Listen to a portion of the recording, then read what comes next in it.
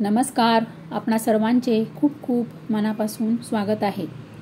सर्व लाडक्या बहिणी, तुमच्यासाठी खूप खूप महत्त्वाचा व्हिडिओ आहे आणि आनंदाची बातमी आहे, गुड न्यूज आहे.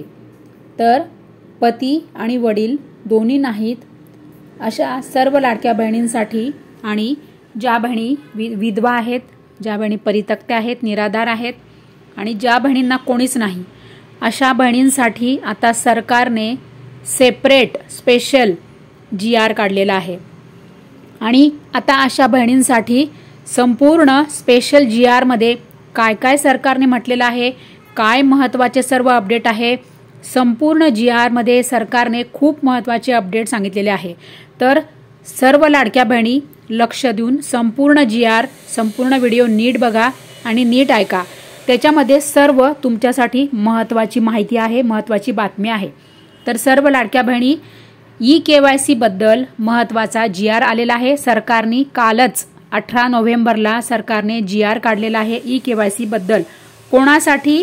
तर ज्या बहिणींना पती नाही, वडील नाही, ज्या बहिणी निराधार आहेत, विधवा आहेत, परित्यक्त्या आहेत आणि ज्या बहिणी एकल आहेत, म्हणजे कोणीच नाहीये त्यांना, अशा सर्व लाडक्या बहिणींसाठी सरकारने स्पेशल सेपरेट EKYC बद्दलचा नवीन GR काढलेला आहे.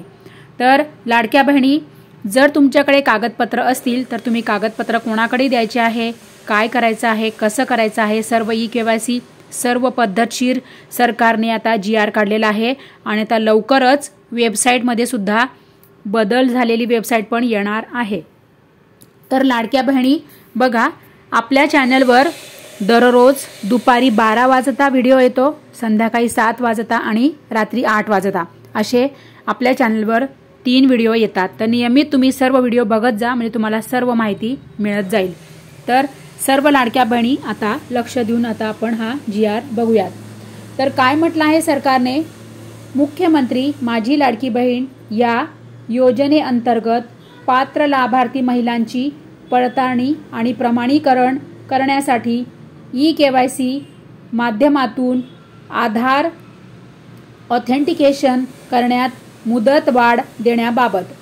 तर महाराष्ट्र शासन महिला व बालविकास विभाग शासन परिपत्रक क्रमांक, तर लाडक्या बहिणी इथे खाली बघा तारीख दिलेली आहे 18 नोव्हेंबर 2025. तर कालच हा GR आलेला आहे आणि तुम्हाला सर्वांना माहीतच आहे, आपल्या चॅनलवर व्हिडिओ येऊन गेलेला आहे की आता EKYC ची मुदत ही वाढलेली आहे. EKYC ची मुदत ही 31 डिसेंबर 2025 पर्यंत सरकारने तुम्हाला वाढवून दिलेली आहे. तर ज्या लाडक्या बहिणींची EKYC राहिलेली आहे त्या बहिणींनी आता सर्व व्यवस्थित आणि कुठली काही चूक न करता संपूर्ण EKYC नीटरित्या करून घ्या. कारण की आता तुमच्याकडे भरपूर वेळ सरकारने तुम्हाला दिलेला आहे. आता आजची 19 तारीख आहे माझ्या सर्व लाडक्या बहिणी. आता 19 आजचा पण दिवस जर धरला तर म्हणजे तुमच्याकडे अजून 1 महिना म्हणजे जवळजवळ 41 दिवस तुमच्या हातामध्ये आहेत. तर काय म्हटलं आहे संदर्भ GR मध्ये, काय संदर्भ सांगितलेला आहे सरकारने? महिला व बालविकास विभाग शासन निर्णय क्रमांक, इथे सर्व डिटेल्स दिलेला आहे बघा. महिला व बालविकास विभाग शासन अधिसूचना, इथे सर्व क्रमांक दिलेले आहेत. महिला व बालविकास विभाग शासन परिपत्रक क्रमांक, इथे सर्व तुम्हाला सरकारचा लाईव्ह GR मी दाखवत आहे. तर सर्व लाडक्या बहिणी लक्ष देऊन नीट बघा. तर लाडक्या बहिणी, आपणास माहीत आहे सर्व सत्य माहिती आणि सर्व सत्य अपडेट, सर्व लाईव्ह अपडेट मी तुम्हाला आपल्या चॅनलवर आपल्या व्हिडिओच्या माध्यमातून सर्व दाखवत असते. तर लाडक्या बहिणी बघूयात पुढचं GR मध्ये काय म्हटलेलं आहे ते. काय आहे प्रस्तावना? तर राज्यातील महिलांच्या आर्थिक स्वातंत्र्यासाठी आणि त्यांच्या आरोग्य आणि पोषणात सुधारणा करण्यासाठी आणि कुटुंबातील त्यांची निर्णायक भूमिका मजबूत करण्यासाठी महाराष्ट्र राज्यात मुख्यमंत्री माझी लाडकी बहीण योजनेची प्रभावी अंमलबजावणी सुरू आहे. सदर योजनेअंतर्गत पात्र लाभार्थी महिलेच्या थेट लाभ हस्तांतरणाद्वारे डायरेक्ट बेनिफिट ट्रान्सफर आर्थिक लाभाची रक्कम त्यांचे अदा करण्यात जमा करण्यात येत आहे. मुख्यमंत्री माझी लाडकी बहीण या योजनेअंतर्गत पात्र लाभार्थी महिलांची पडताळणी आणि प्रमाणीकरण करण्यासाठी ई-केवायसी माध्यमातून आधार ऑथेंटिकेशन करण्याकरिता ई-केवायसी प्रक्रिया करण्यात दिनांक 18/11/2025 पर्यंत मुदत देण्यात आली होती. तथापि राज्यातील काही जिल्ह्यात ओढवलेली नैसर्गिक आपत्ती तसेच या योजनेच्या पात्र लाभार्थ्यांकडे त्यांच्या पती किंवा वडिलांचा मृत्यू झाल्यामुळे त्यांचे आधार क्रमांकावर OTP प्राप्त होण्यास निर्माण झालेली अडचण व या योजनेअंतर्गत अनेक बघितलं का लाडक्या ताई, आता ज्या बहिणींना वडील आणि पती नाहीयेत, त्यांच्याकडे कागदपत्र नाहीयेत, त्यांना अनेक अडचणींना सामना करावा लागला. हे सर्व सरकारने GR मध्ये म्हटलेलं आहे. तर आता अशा बहिणींसाठी सरकारने काय सांगितलेलं आहे ते आपण आता पुढे बघूया. काय आहे शासन परिपत्रक. मुख्यमंत्री माझी लाडकी बहीण या योजनेअंतर्गत पात्र लाभार्थी महिलांची पडताळणी आणि प्रमाणीकरण करण्यासाठी ई-केवायसी माध्यमातून आधार ऑथेंटिकेशन करण्याकरिता दिनांक 31 डिसेंबर 2025 पर्यंत मुदतवाढ देण्यात येत आहे. लाडक्या बहिणी, आता तुमच्यासाठी ई-केवायसी साठी मुदत वाढवून दिलेली आहे.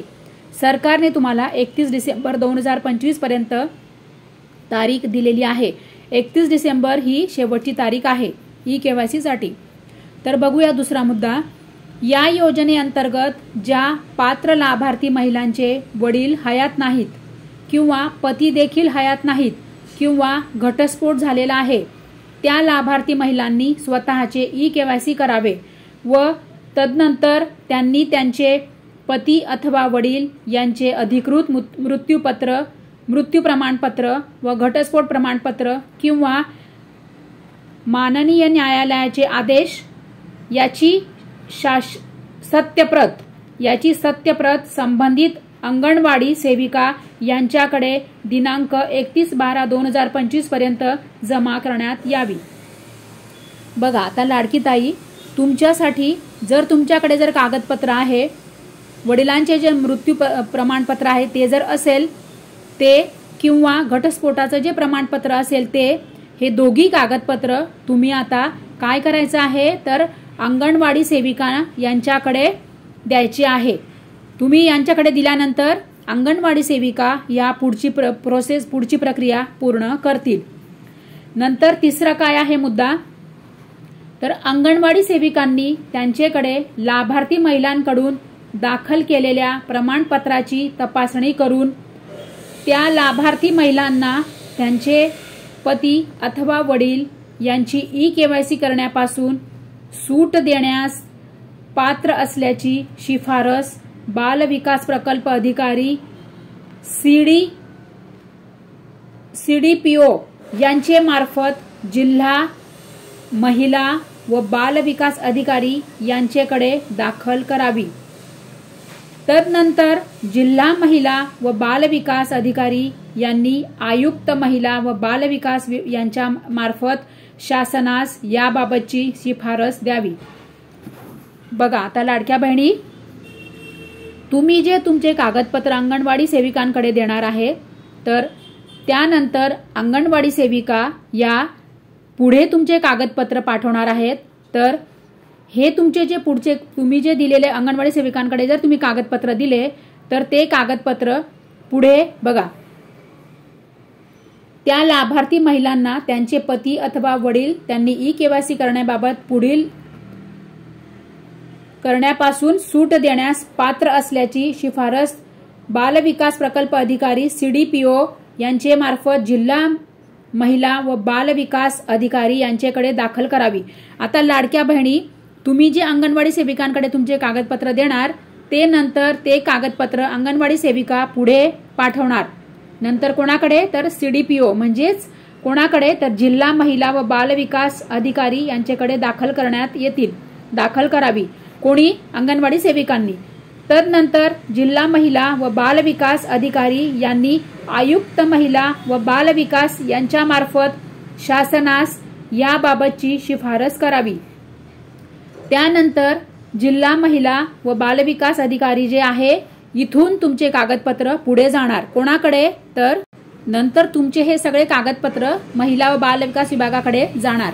नंतर चौथा मुद्दा काय आहे, सदर शासन परिपत्रक महाराष्ट्र शासनाच्या www.maharashtra.gov.in या संकेतस्थळावर उपलब्ध करण्यात आला असून त्याचा संकेतांक अशा पद्धतीने आहे।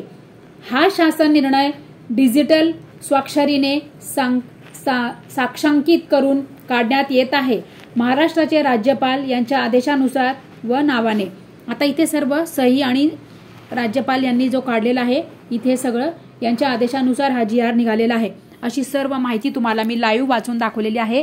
तर सर्व लाडक्या बहिणी लक्ष देऊन तुम्ही संपूर्ण नीट व्हिडिओ बघा, त्याच्यामध्ये संपूर्ण GR तुमच्या समोर वाचून दाखवला आहे मी, सर्व तुम्हाला लाईव्ह सांगितलं आहे। तुम्हाला नाही कळालं तर पुन्हा व्हिडिओ बघा आणि सर्व व्हिडिओ नीट समजून घ्या। आणि सर्व लाडक्या बहिणी आता तुमच्यासाठी लगेचच लवकर आता वेबसाईट येणार आणि त्यामध्ये तुमच्यासाठी सर्व पर्याय यामध्ये येणार। तर लाडक्या बहिणी लवकर eKYC करून घ्या आणि लाडकी बहीण योजनेचा लाभ घेत रहा। तर सर्व लाडक्या बहिणी व्हिडिओला लाईक करा, शेअर करा आणि सगळ्यांना हा व्हिडिओ पाठवा ताई, आणि चॅनलला आठवणीने सबस्क्राईब करून ठेवा ताई।